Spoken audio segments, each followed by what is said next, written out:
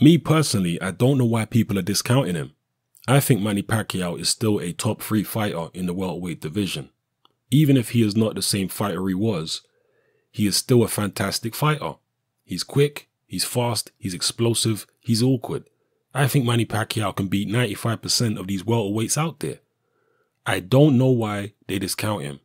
I guess they think he's old and he needs to retire. I just think that he's a great fighter to me.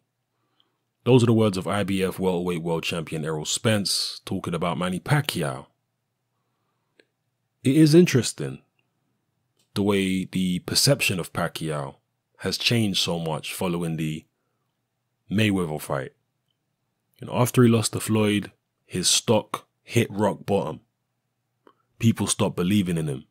His pay-per-view numbers started dropping. So on and so forth. And now Pacquiao is hardly ever talked about in the welterweight division, despite the fact that he holds a title, the WBO. People talk about Keith Thurman all day, Kell Brook, Errol Spence. All these guys, even the likes of Sean Porter and Danny Garcia, seem to get mentioned more than Manny Pacquiao. And these are not guys who have done even a fraction of what Pacquiao's done in his career. These are not guys who have sold a fraction of the pay-per-view that Pacquiao sold in his career. But yet they get talked about way more than Pacquiao does. So Spence makes some good points here. But do you agree with Errol Spence that Pacquiao can beat most of these guys? Can he beat the likes of Sean Porter? Can he beat Kell Brook, Keith Thurman, Danny Garcia, Amir Khan? Can Manny Pacquiao still beat most of these guys? Who would you pick Manny Pacquiao to beat in the welterweight division? Or maybe the better question would be, depending on your perspective, who wouldn't you pick Manny Pacquiao to beat in the welterweight division? Who do you think could actually beat him right now?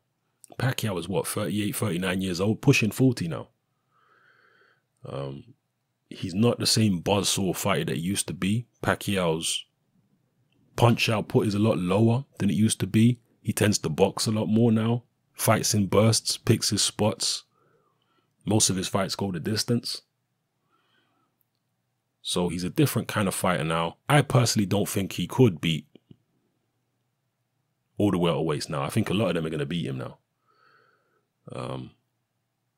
Danny Garcia, I think, might be the best bet for Pacquiao. Not that Garcia has a belt anymore, but if he's looking to fight one of the younger welterweights, I think a Danny Garcia would be a good fight for Pacquiao. Maybe even the Amir Khan fight. But when it comes to Thurman, Spence, even Sean Porter, who's a former sparring partner of Manny Pacquiao, I think those are very, very difficult fights for Pacquiao right now because of the fact that those guys can fight at a pace for 12 rounds.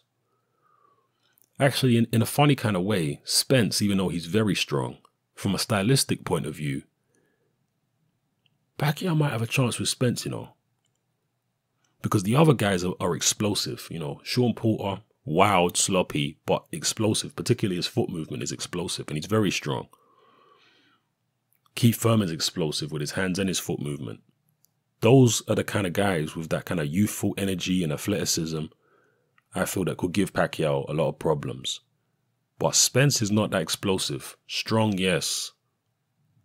Quite heavy-handed, but not as unpredictable as those other two.